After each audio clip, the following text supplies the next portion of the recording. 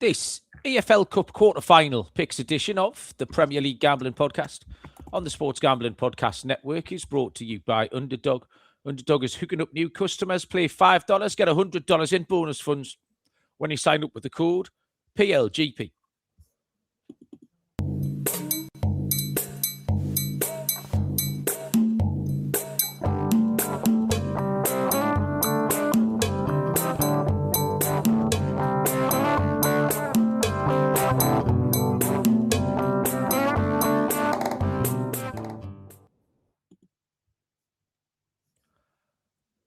Welcome, everybody, to the Premier League Gambling Podcast on the Sports Gambling Podcast Network. My name is Malcolm Bamford, coming to you from Newcastle upon Tyne in the northeast of England. Today is Monday, December the 15th. We are here to have as much of a look around as we can stand at the Premier League action, which is 9/10 of the way through. Barry shaking his head. Doesn't sound like it's much. But this might be a blink and you'll miss it special here, kids. And there's 3 EFL Cup quarter-final games this week. So we'll throw a few darts at them. Joining us, he looks particularly morose this evening. With every reason, it's Mr. Barry Penaluna. Hello, mate. How are you? Well, I'm not very good, as it happens, which I'm sure you expect. I am full of man flu again, Malcolm. Oh, Barry, man. Unbelievable. I've been run down since about Friday. I'm actually probably on the way out of it now, but I'm still bunged up, chesty cough. I've been rough all weekend, so football hasn't helped things. Illness is getting me. Yeah, we've gone for...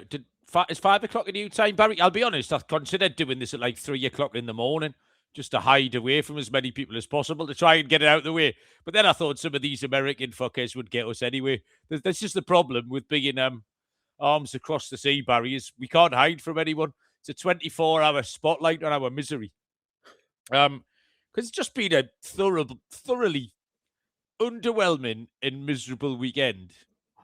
Oh, from the very start, from this Saturday 3 o'clock kickoffs. So we'll get into that in a minute. I was absolutely treading water with my picks. I just about could show my face again because my accumulator hit and my scorer hit. And that was fine. Luckily, the few picks I had, sometimes you can have a lot of winners and sometimes get the wrong one in your acca. This time I had few winners, but managed to acca them up. It's all right with the Yakas this season. You've had a few this so far. Yeah, exactly.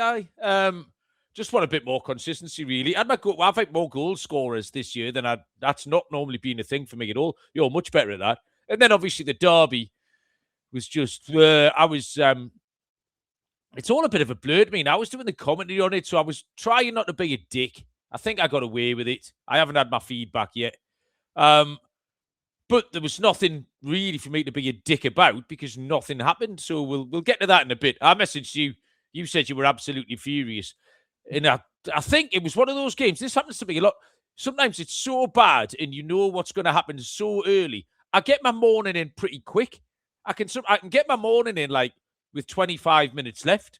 So I just felt a bit numb. I was just like, you know what? At no point. We could still be there now and never have scored. So I'm obviously not thrilled about it. But you weren't fucking raging, just made me fucking rage even more. Did it? So how can you fucking sit there and not care? That fucking annoyed me. It's not. Don't confuse it for not caring, Barry. I was just, I don't know. I don't know. It's really hard to explain what it was. I couldn't engage anymore at that point. That made it even worse. So we're going to 5 o'clock, Barry. I have taken a leaf out of your book this evening, Barry. I am going gigging tonight. Nice. And I'm taking Betty with me. I'm taking Betty with me because I've got no friends, not because she wants to go. Walker, who's usually my yes man, Walker's got his kids, so he can't come. I don't think it's anyone else's kind of thing. It's so I'm going to the surprise. Place called the common room. Shut up, man. It's all the bands you go to see are exactly the fucking same. A place called the Common Room, which is I've never been. It's next door to Lit and Phil, the Literary and Philosophical Society in town. So it's there. Have a little look, Baz. It's a duo called IDER, IDER. Bit of sort of pop electronica, maybe. That's how I'd describe it. I haven't got musical words. But I wanted to go. The IT department, under no circumstances, wanted to go. So Betty said she would come. I think she just wants to go and play grown-ups and probably sneak a pint of cider in if possible. It's 16s and she's only 15. They won't give a shit, will they, down there? Nah, it's not going to be bouncers on the door. Nick Shasha Next says door she's to the, 16. in We've the been literary. taking Sophie for the last year to loads. Yeah, and yeah. Everything's 14 plus and she's been 12 or 13. Nobody has ever asked the age at any point. Like, Well, if you're getting turned away from the literary and philosophical side at the age of 5 bouncers on a Monday night in town, so that's what I'm doing later on, just to try. Well, I think the last time we recorded, Malcolm, was Thursday, and you asked if I had any gigs planned last weekend, and I said no, which was correct. However, Friday tea time, Chloe sits down. She's like, "Can we go to Sheffield tonight, Dad?" I was like, "No, I'm unwell. I've got a cold. I can't be arsed." Oh, come on, let's go see the Claw. It was banned. We'd literally seen them in Nottingham last week, and we're going to see them again in Birmingham next week. Albeit with different support each week, so, and there's decent support bands there. And she just kept nagging and nagging and nagging. It was sold out anyway, so I thought I had an out there. But then she'd stuck on notifications on Twickets, which is the resale site. And then sure enough, 2 popped up. I know it was 3 popped up. 3 tickets, 45 quid. Dad, there's 3 tickets here. Can we go? And I ended up just fucking giving in because I'm a soft touch, aren't I? So I ended up driving up to Sheffield, and me, Chloe, and Sophie went and watched another gig. I was going to say about this, Baz, is where are you getting all your money from? Because this isn't a cheap hobby, like. Well, you've just said 45 quid, bit of petrol. That's cost you 100 quid, like, and you're doing this 3 nights a week. Kids pay their own tickets most of the time. Chloe's obviously earning. Yeah, but it's still your money. Well, I suppose. Yeah, Chloe's got her own referee money, hasn't she? Sophie saves money from pocket money, birthdays, Christmas, and that and shit. So a lot of them will pay their own way. There's quite a few we do pay for, but at the same time, a lot of the gigs I've gone to lately, I haven't bought tickets when they've gone up on sale. I just wait till the very, very last minute and get bargains. You know, I'll get a 50 quid ticket for £20 just by hanging on to the last minute till someone gets desperate. So but at the same time, I've spent an absolute fortune on gigs this year. But it's been good fun. I was thinking that. Chat, who's here? Joe is first in the chat. Joe, welcome along. James Mafia is here. Brian, we haven't seen Brian for a little while. Nice to have you. Harry Doherty, Chelsea's turned up. Shut up, Harry. We'll get to that. I've got news, Barry, about our World Cup bet. You know, the Senegal bet. Yeah. I changed my mind because the 7-4 wasn't doing it for me, Baz. It's such a price, wasn't it? Even if we ended up with like 350 quid on, like it wasn't. I wanted a better price, so I cashed it out. And what we've got now, Barry, is and I'm not changing my mind now. This is the final answer. It's a 4-fold on teams to qualify out the group because I've decided. Well, I haven't decided. Maths has decided. If you win one game, 3 points, you'll get through because there's a lot of the third place teams qualify. So I just looked for teams where there was a clear whipping boy. So we've got, Barry, Scotland, Iran. I think Fefwef mentioned Iran last week. Scotland, Iran, Senegal I kept in, and Ghana out of England's group.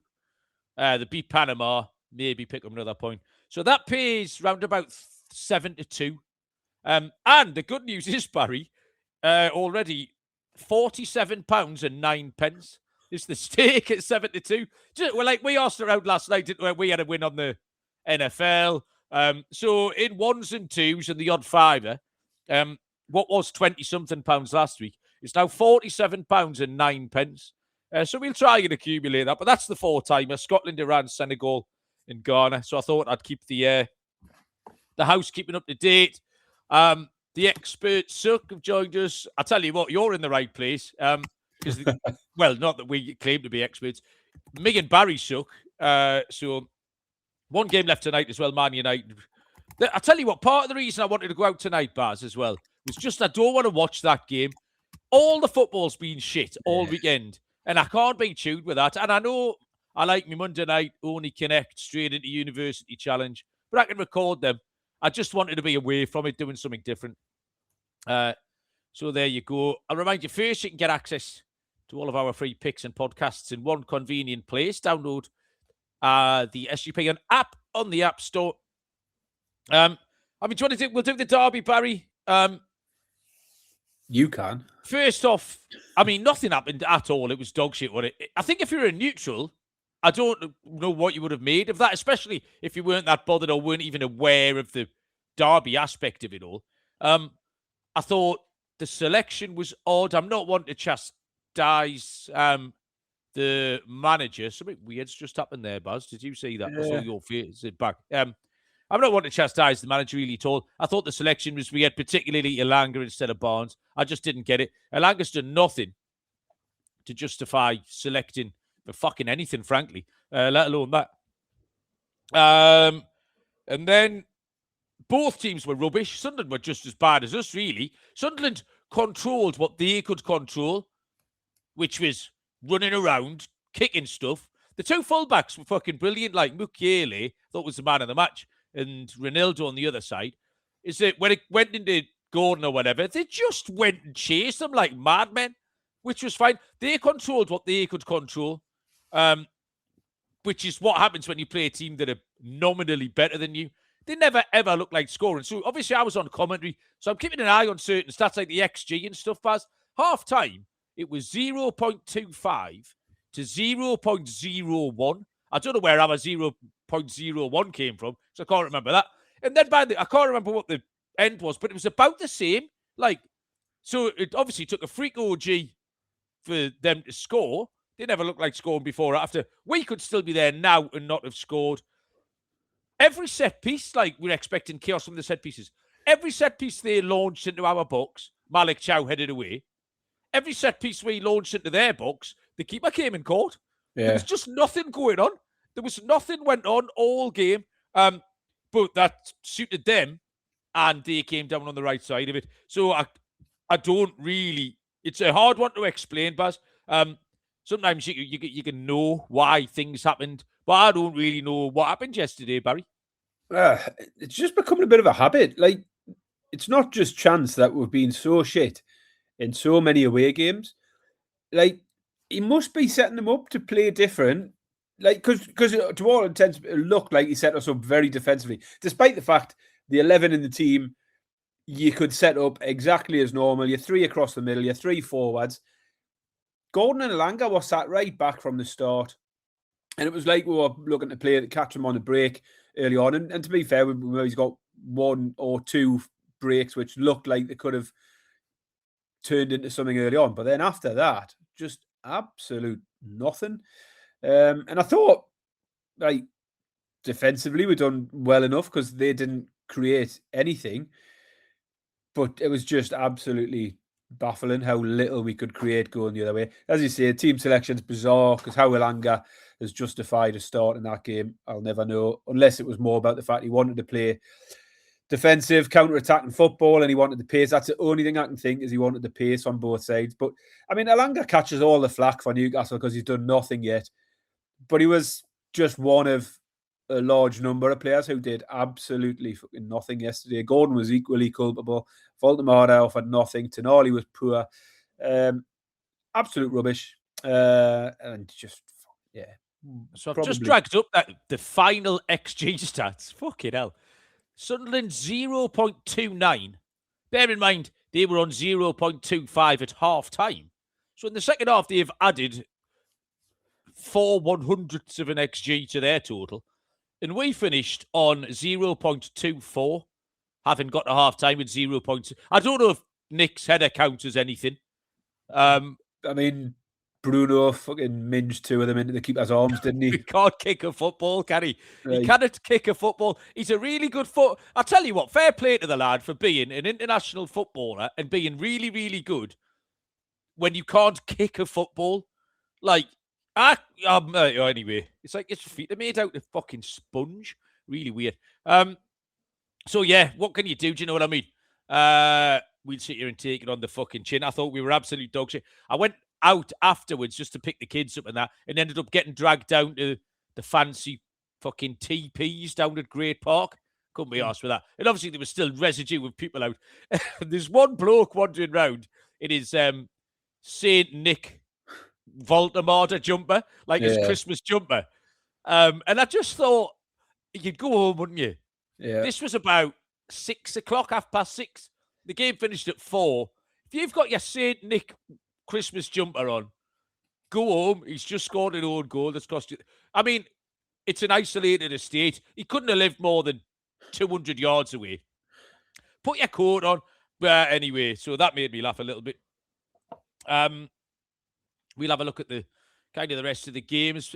We've just partnered up with Kalshi, a real money prediction market, legal in all 50 states.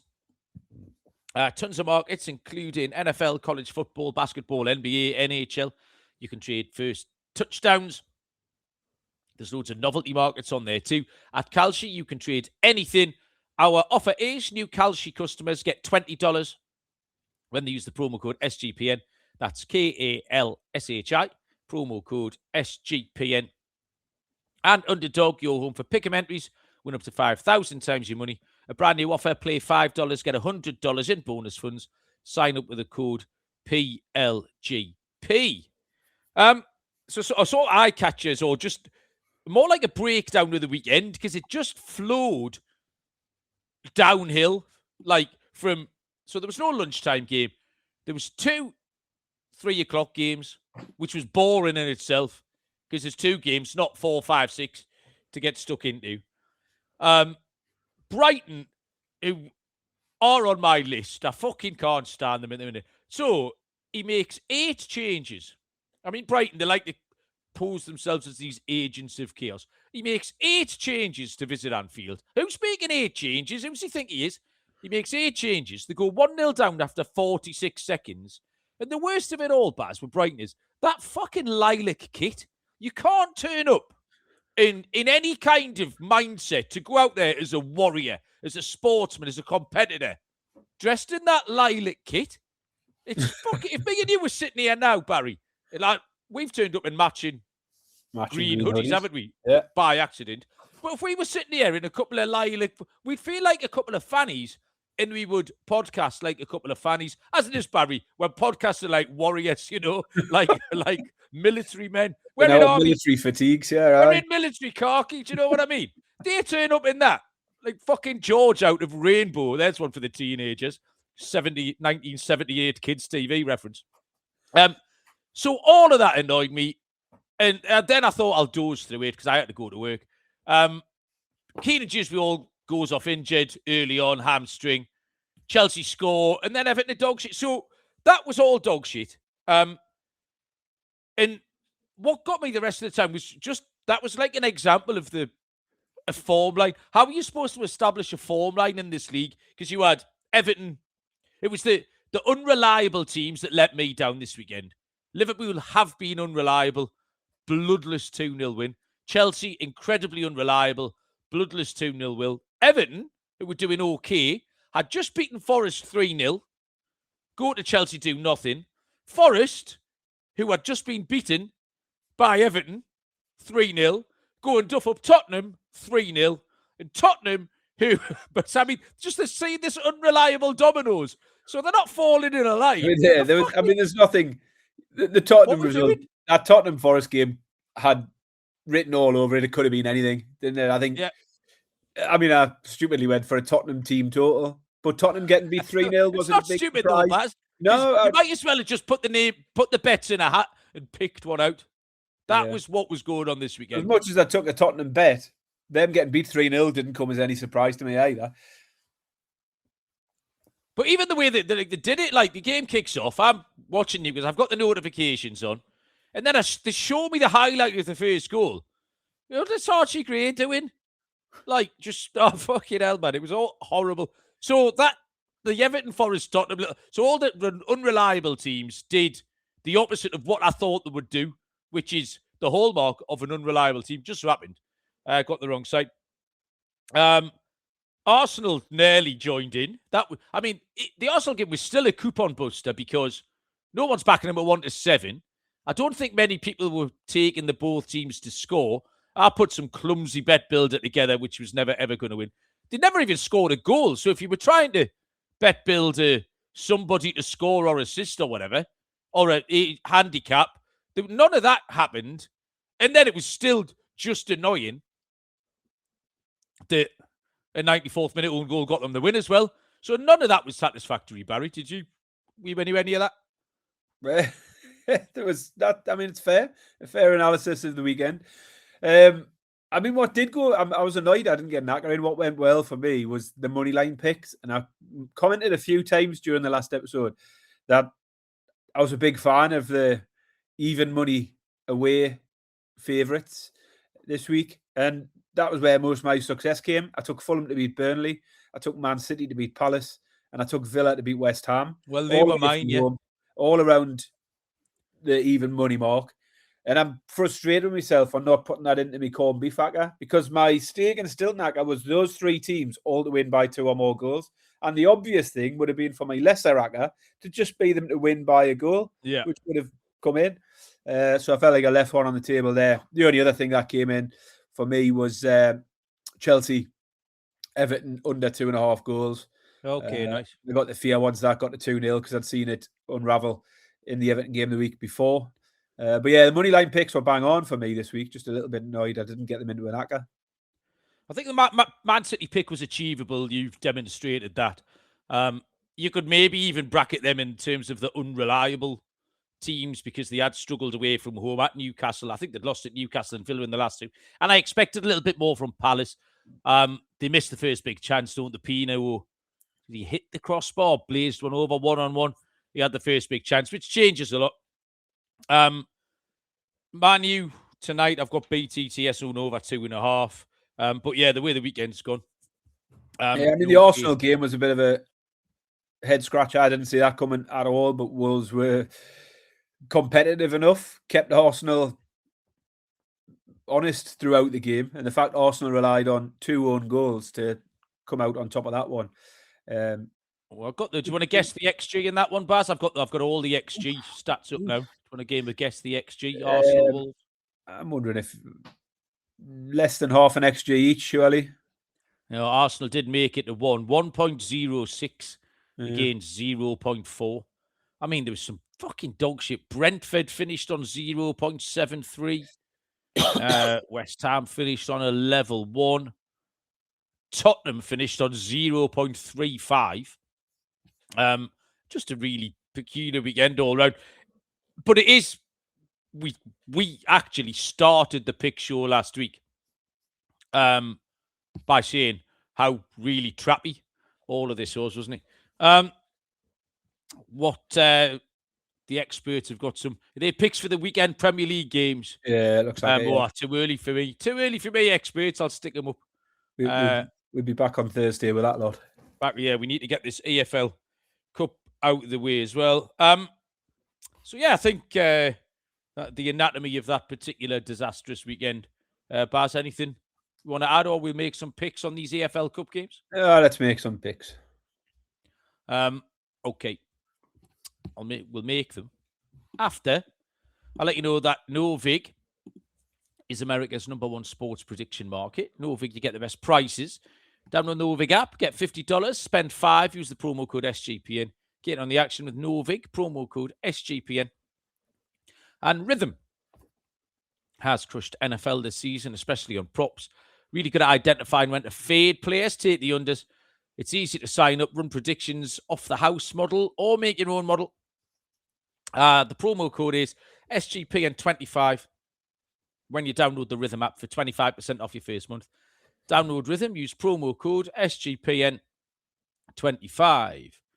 So there are 3 EFL Cup quarterfinals this week. The fourth one is at Arsenal Palace is next Tuesday, which I think is something to do with the Palace got a game in Europe this week, maybe. Yes, yeah. It was a bit of a clash, this one. So I'm sure Palace have now ended up with like 3 games in 6 days or something next week as a result of this. We've got 2 short price favourites. Newcastle play on Wednesday. So, I mean, yeah, the Newcastle game's a bit of a head scratcher. But we'll start. There's one game on Tuesday, which is at 8 o'clock kickoff, 3 p.m. Eastern time. Is Cardiff City and Chelsea. Cardiff City are 9-1. Actually, they were 10-1 earlier on, so someone's backed Cardiff a little bit. They've been nipped in a point. Cardiff 9-1. The draw is 5-1. The draw's 9-2. That's been nipped in as well. Chelsea are on the slide. Chelsea at 27 to 100, so minus 370. Kind of 7-2 on that kind of price. Cardiff, if our overseas cousins aren't overly familiar, are top of League One currently, the third tier. They have beaten Swindon, they have beaten Cheltenham, they have beaten Wrexham, and they've beaten Burnley so far in this competition. They've won 5 in a row in their division. They got a 90th minute winner on Saturday to beat Doncaster 4-3. Home form is good. They've won 8 and lost 2 at home. I really like the manager. We talked about this pre-season, actually, in the pre-season show. Talked up their gaffer a lot. The last 3 home games in the league, they've scored 4, 3, and 3. So they're up, they're lively. Like, they'll have this. This is a free shot. They'll have a go at this. Chelsea, as always, team news is going to be key. Just got no idea what Chelsea are going to put out. And they've got a big game on deck on Saturday lunchtime, where they travel up here to face Newcastle. They entered that 3-game winless streak in the Prem. Don't forget, obviously, they had that Champions League loss at Atalanta this week as well. They had a comfortable win at the weekend. But this is just... Chelsea are one of those teams that are incredibly hard to predict. My summation of this, I think Cardiff are worth a goal. Joe thinks they're worth 2 goals. The team total for Cardiff is plus 460, so around about 7-2. But I'll give Cardiff a goal here. I think the BT to yes, it's plus money as well. It's odds against. Both teams to score. Cardiff Chelsea is 21-20 plus 105. Pass. Yeah, I don't mind that at all. Cardiff obviously the big underdogs remaining in the competition, and it might be the end of the road for them. But either way, it's going to be a good season for them. Sitting top of the league, looking good for an immediate return back to the Championship.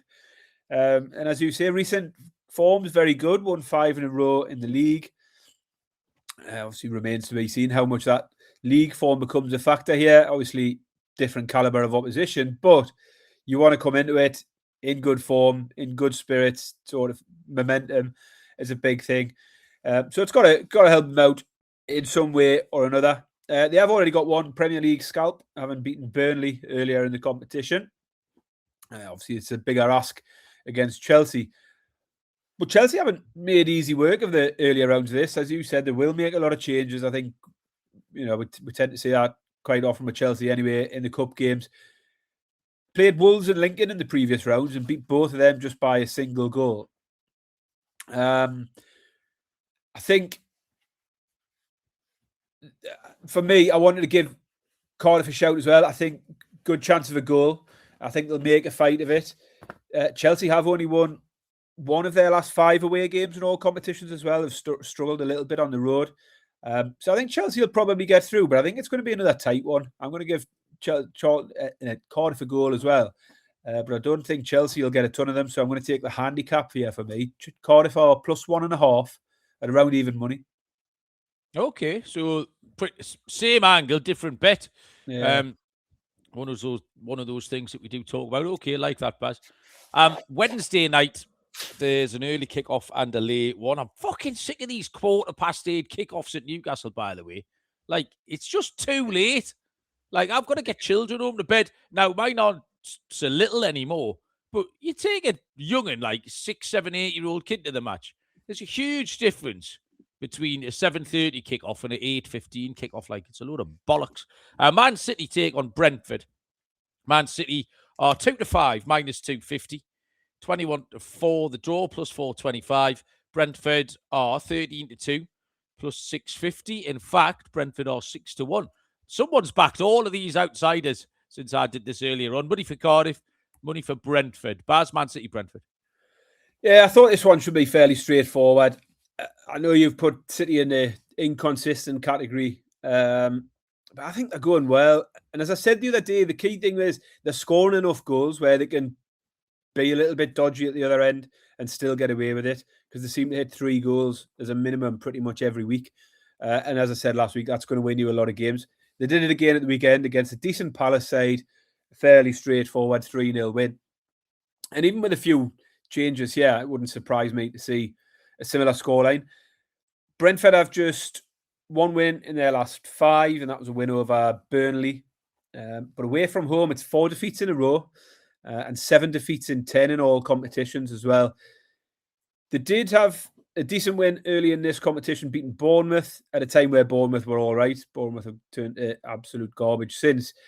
But otherwise, nothing really to get too excited about in terms of Brentford's form. City have had it easy in this one so far. Swansea and Huddersfield both pushed aside by a couple of goals. 8 of City's last 10 home games have seen them win by 2 or more. They've won the last 2 in this competition by 2 or more, and that's where I've ended up here. I've got City on the handicap -1.5 at evens. I think City will make easy work of it. Yeah. Even if City made changes, the lineups they've put out are still really, really strong in the last couple of rounds.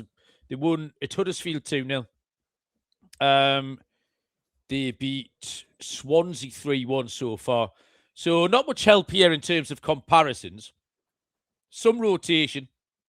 But like I say, the lineups for those 2 games, if they can make 8, 9 changes and still work out an incredibly strong team. Brentford beat Bournemouth. They beat Villa on penalties. They beat Grimsby 5-0.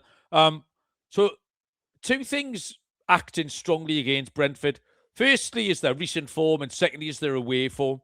They've lost 3 in a row and 4 of the last 5 away. The only win was against Burnley. And away from home, it's 1-1, lost 7. 5 of those defeats on the handicap. So it is boring. Man City handicap is hit 6 of 8 at home. You dressed it up as well. So they're 6 of 8 to the yes. They're 5 of 7 to the no. Man City -1.5. Even money. Plus 102 you can get, Barry, I think, on that one. I haven't got my ray gun. It's all the way over there. Do I need to reach it? Nah, it's not. Listen, we're in morning, Barry. It's not ray gun kind of thing. I'll tell you what might cheer us up, though, Barry. Fucking game of kickoff. That's what will cheer us up. I believe Betty sent you your new card early on. We might be just about approaching the halfway stage of the second half, Barry, with you hanging on 2-1. You've calmed down in the last few handfuls. I've always been calm. Sorry? I've calmed down. I was never not calm. You were. I could fucking sense it, Barry. I could sense you shitting your pants. That's why you made your keeper go down 3 shows ago and get that treatment on his thigh. The ball is, I took a little risk. I need to mix it up here, Barry. I'm doing what Eddie Howe didn't do yesterday. I wagged it all the way out to the right touchline. So it's just in the blue half. The ball is on B1, Barry. So it's right over on the left-hand touchline as you're attacking. Right. Where you going? I'll go diagonally 6 across into the box. 1, 2, 3, 4, 5, 6. Is that it? Yeah. That's it. So that puts you right about on the penalty spot. H7 in your half, which means I will. Ooh. Right, I'm going to wang that fucker Baz. 7, 4, 3. That's a good one, isn't it?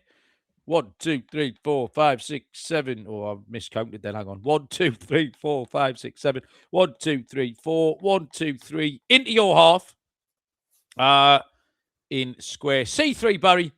That is square C3. There's your new card. There's my new card. Okay. Pretty exciting. That, I think we'd all agree. One more game on Wednesday is the stupid late kickoff between Newcastle United and Fulham. Newcastle is 7-10, -142. The draw is 3-1, and Fulham are 11. No, they're not. Fulham are 15-4, plus 375. So I did think, Baz, I looked at the parlay on the 3 favourites here, because obviously Chelsea are short, Man City are short, Then you put Newcastle in that parlay. The Aka moneyline treble pays around about 2-1.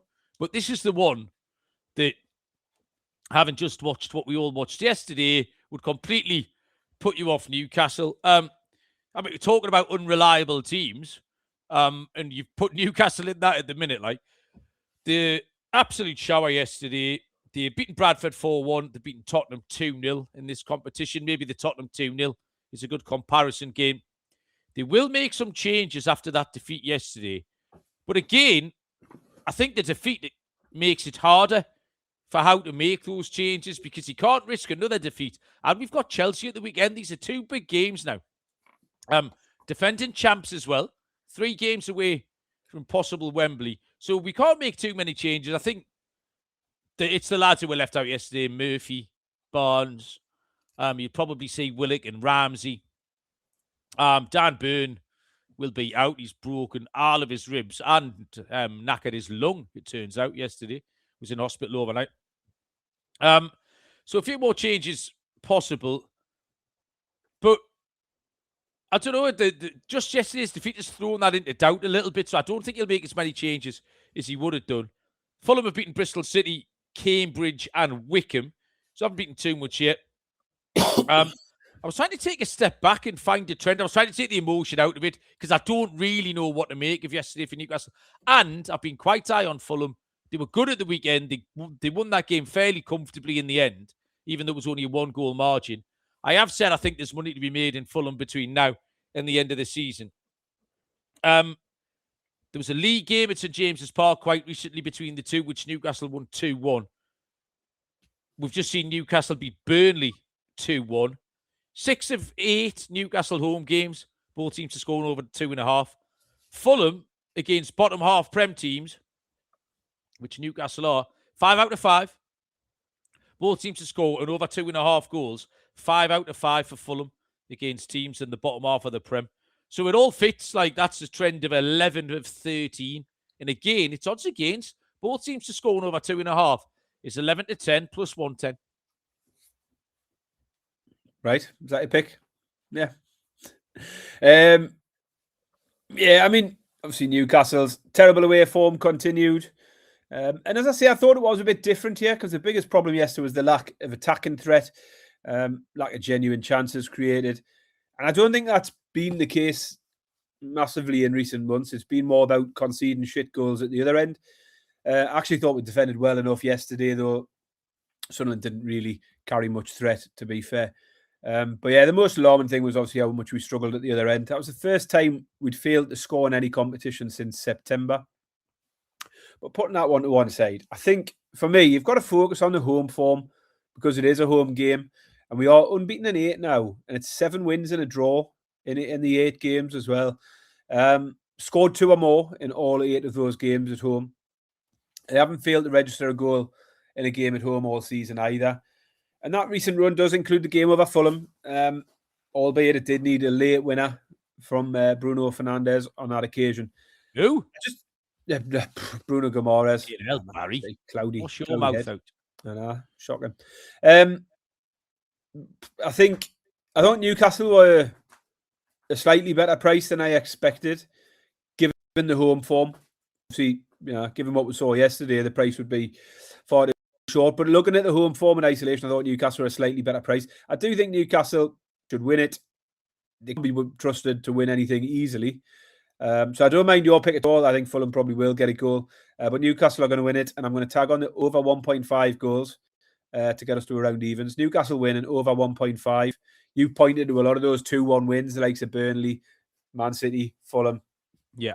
So it fits the bill there. So yeah, Newcastle winning over 1.5 at evens for me. Would you co-sign off that money line treble then, Baz? 2-1, Man City, Chelsea, Newcastle. Yeah, I mean, as you say, the Newcastle one doesn't fill you with tons of confidence, does it? The other two should get the job done in one way or another. But yeah, I think if I was forced to take a pick on every game and a money line pick, it would be those 3. Fair enough. Okay, Baz, I think we're done. I think, Barry, I'll ask you this live. I was going to message you. I might do an AFCON preview. You got any interest in joining me for that? Even to just sit there and look pretty. It's up to you. I reckon do a solo special. No, I'll happily come on and pretend I know There what you I'm. go. Well, I won't even pretend I know what I'm talking about. But I'll make some picks. Starts on Sunday. Listen, how many shows of Club World Cup did I put myself through, Malcolm? Oh, holy, back to the good old you know days. What I mean? If I'm prepared to sit through that and pretend to be interested, this is surely much more legitimate than the Club World Cup, in it, Barry. I'll find. Don't be denigrating the cradle of civilization. Yeah, I'll have a go. All right, okay. Well, keep your eyes peeled then for an AFCON special. I mean, remember, I have quietly become the voice of African football. Remember, Barry, the self-titled. I'm surprised you're not over there for the tournament, to be honest. Well, I might just. The Saudis haven't invited you over or something. The Saudis, Barry. Well, that's where all the money is, isn't it? Have the Saudis not taken over people on purpose? Have the Saudis not taken over African football yet? Not yet.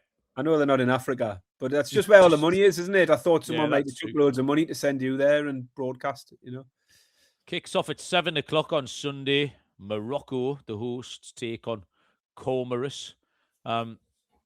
So we'll do that then, Barry, in between now and then. Is that Bootloo's just joined us to say bye at the last second? It is, yeah. He's keeping a low profile as well. Yeah. You've just missed 42 minutes of unsurprisingly miserable chat, Bootle. Bit quiet on Tyneside. Yeah, a bit quiet in Tottenham as well, me. Right. Barry, we'll probably come back on Thursday, I reckon, if not before. I've got two successes today, Malcolm. Right. I tipped the scales today 9 stone down this year. Fucking hit hell, the 9 Barry. stone mark. That is outrage. Do you know how many kilograms 9 stone is? 51. Close, 57. Is it? That was a guess. Yeah. Now, to put that in context, this is a bag of rice, Malcolm. See that bag of rice? Yeah. 5 kilograms. That's kind of heavy, that. 11 of those. 11 of those bags of rice. Fucking 11 and a half of them. And I ran for 25 minutes yesterday as well. Still plodding away on my couch to 5K. I've just done. Do you think? I'll tell you what, Barry, there's a world. 25-minute runs. There's a world where we might overtake each other. It's not out of the question. I'll go and get weighed in a bit. It's very possible, Barry, that this time next year we'll just. If there's anything going to shame me into losing those 2.5 pounds that I need to get rid of, it'll be you coming in a little bit lighter than me. Bear in mind, there's a bit of a way to go. You've probably been at least 3 times heavier than me at various points. A bit of a way to go yet. But 9 stones. Good. I'm having a go. Everyone congratulating you. Rightly so, Barry. That is absolutely astonishing. Well played, mate. Good effort. Right. Oh, I'll tell you what. I'm just going to say this sentence out loud. I stole a Pez dispenser on Saturday night, so that's pretty good. I don't know, where is it? Have you got any Pez sweets? I had 1 packet. I ate them all. Oh, hang on. It's over there. Hang on. IT department's fetching it. Can you guess what animal it is? Panda. No way. Reindeer. Oh, nice. But yeah. I ate all. So I've always wanted one of them. So with that, in me googly eyes, I'm well and truly, Barry. Googly eyes? You've never mentioned the googly eyes on the show, I don't think. Oh, right, yeah. Well, I don't need to. It makes me sound really, really stupid. Right, let's go away. Again. I need to eat something and then put me best corduroys on and head out into town on a Monday night, Baz, with me Pez dispenser and me googly eyes. Right, have a lovely week, everybody. Thank you all for joining us.